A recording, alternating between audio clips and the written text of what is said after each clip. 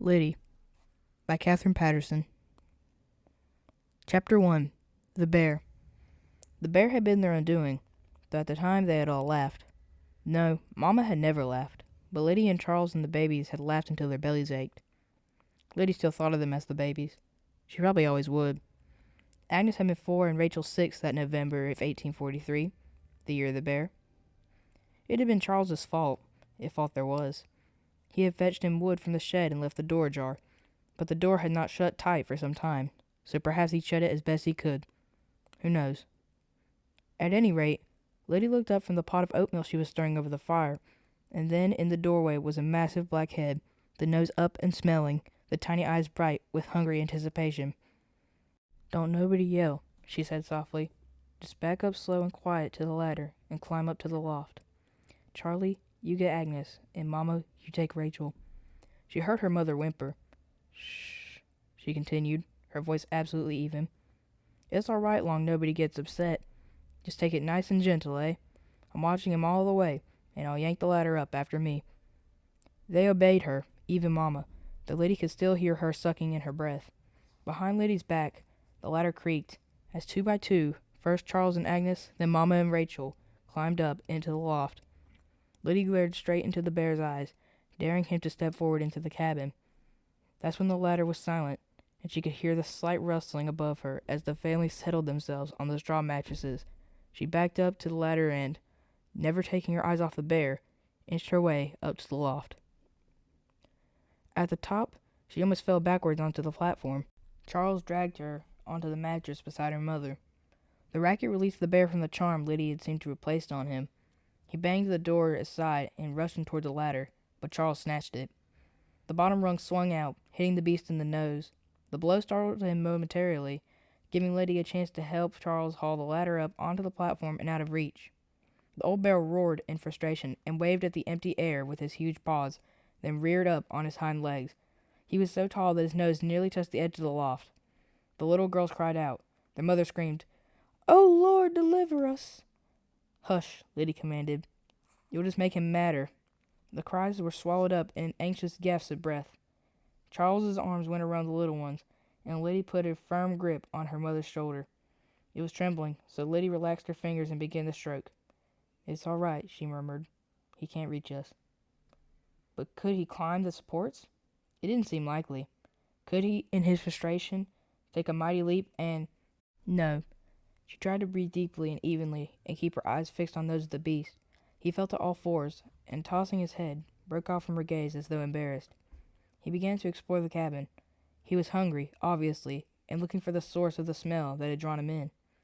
He knocked over the churning jug and looked tentatively at the blade, but Lyddie had cleaned it too well after churning that morning, and the critter soon gave up trying to find nourishment in the wood. Before he found the great pot of oatmeal in the kettle over the fire, he had turned over the table and the benches and upended the spinning wheel.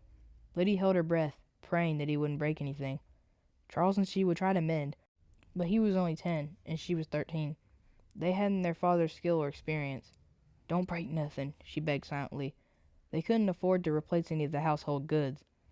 Next, the beast knocked over a jar of apple butter, but the skin lid was tied on tightly, and, flail away at it as he might with his awkward paw, he could not dislodge it. He smacked it across the floor where it hit the overturned bench, but, thank the Lord, the heavy pottery did not shatter.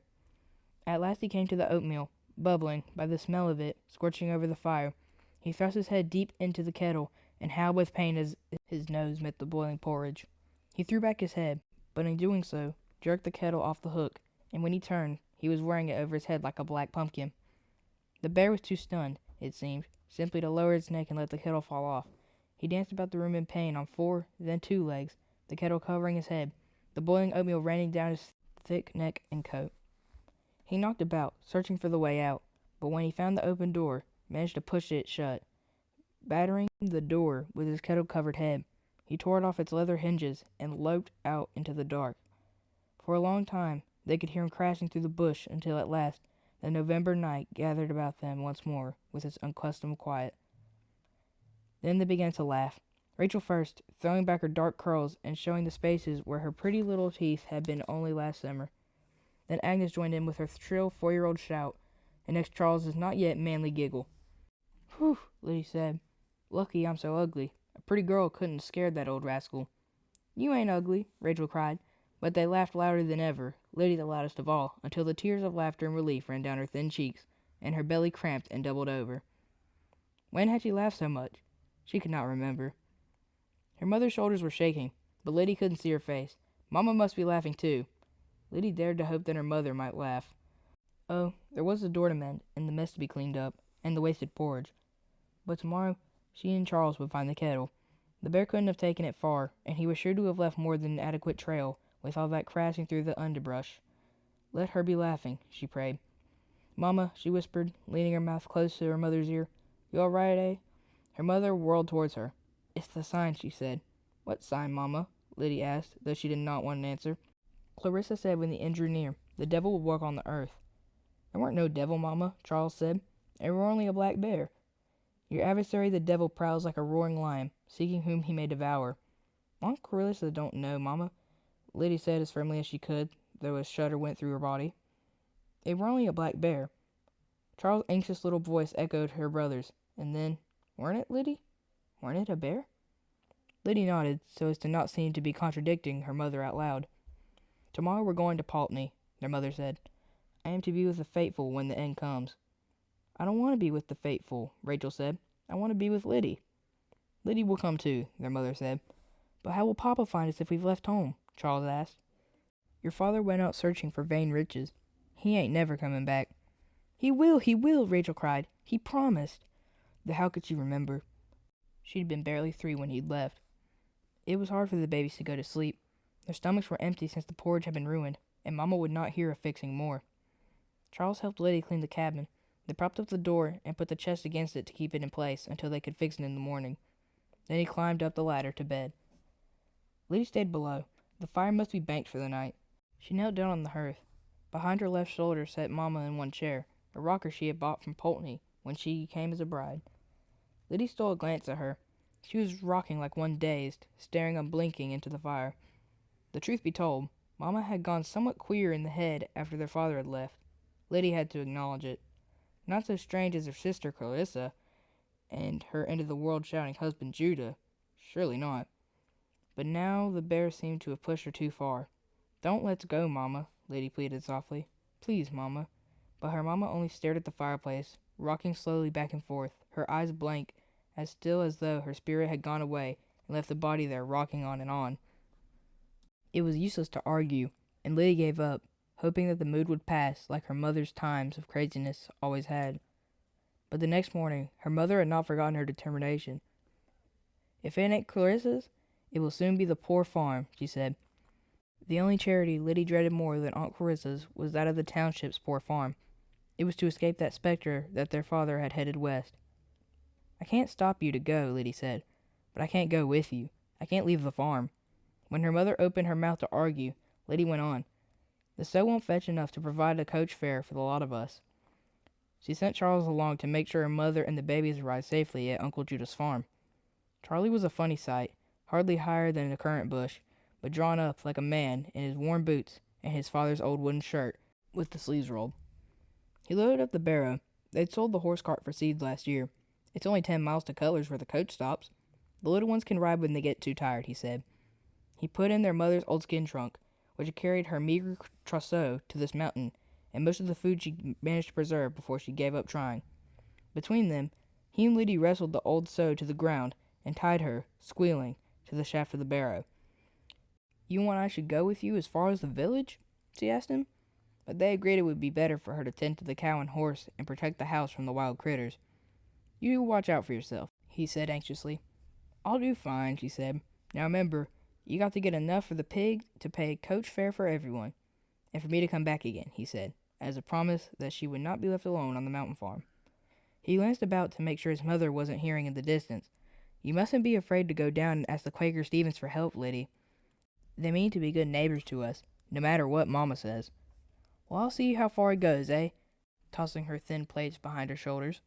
He should know she was not going to be beholden to the neighbors for being so trivial as to her own comfort. Their mother didn't approve of heathens or abolitionists, and since she considered their Quaker neighbors a bit of both, she forbade the children to have anything to do with the Stevenses. And ain't nowhere they're gonna have truck with the devil," she said.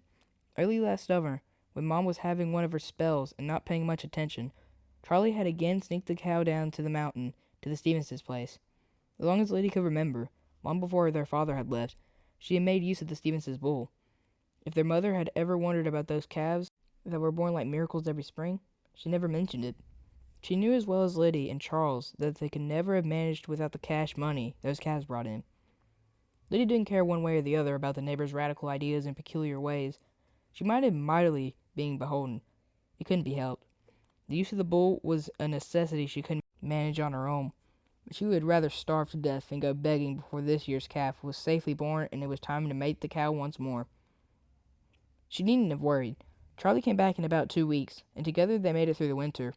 They shot rabbits and peeled bark for soup to eke out the scarce provisions.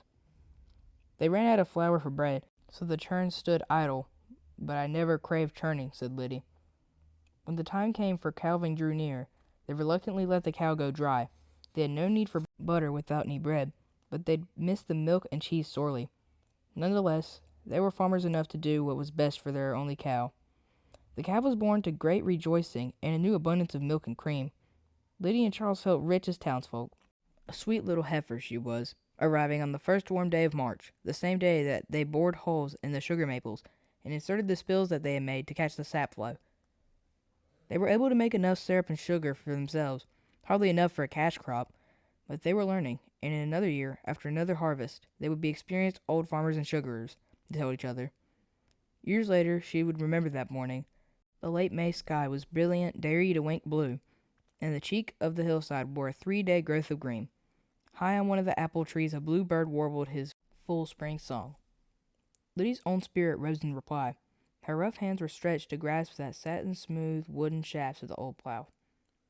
With Charles at the horse's head, they urged and pushed the heavy metal blade through the rocky earth. The plow cast up the clean, damp smell of new-turned soil. Then into that perfect spring morning, a horse and rider had come to round the narrow curve of the road, slowly, the horse gingerly picking its way across the deep, dried ruts of mud left from the thaws of April and early May. "Charles," she said quietly, hardly daring to move, because for a moment she hoped it might be Papa, but only for a moment. It was plainly a woman riding a side saddle, and not their mother either. She never rode since she fell years ago, and miscarried the baby that would have come between Lyddie and Charles. "Charlie," Lyddie repeated, "someone's coming." Miss Peck, for she was the rider, had brought a letter from the general store in the village. "I thought you might be wanting this," she said. Lyddie fetched the coins for the postage from their almost empty cash box. The shopkeeper's wife waited a bit, hoping, perhaps, that Lyddie would read the letter aloud, but she didn't. Lyddie was not much of a reader, so was later, the short wisps of hair around her face plastered with sweat, that she held the letter close to the fire and managed to make out the words in her mother's cramped and painfully childish hand. "Dear Lyddie, the world have not come to an end yet, but we can still hope. Meantime, I have hired you out to M. Cutler at the tavern, and for your brother to Baker's mill. The pasture, fields, and sugar bush is lent to M. Westcott to repay debts, also cow and horse. Leave at once you get this. Your loving mother, Mattie M. Worthen." Lyddie burst into tears. "I'm sorry, Charlie," she said to her brother's amazed and anxious face. "I never expected this. We were doing so good, eh? You and me." He took a deep breath, reached into his pocket, and handed her a ragged kerchief. "It's all right, Lyddie," he said. "It's all right." When she kept her tear-streaked face buried in his kerchief, he gave one of her braids a tweak. "The world has not come to an end yet, eh?" He took the letter from her lap, and when she wiped her face and tried to smile, he grinned anxiously and pointed to her mother's primitive spelling. "See, we can still hope." Lyddie laughed uncertainly. Her spelling was no better than their mother's, so she did not really see the joke at first. But Charlie laughed, and so she began to laugh, though it was the kind of laughter that caught like briars in her chest and felt very much like pain.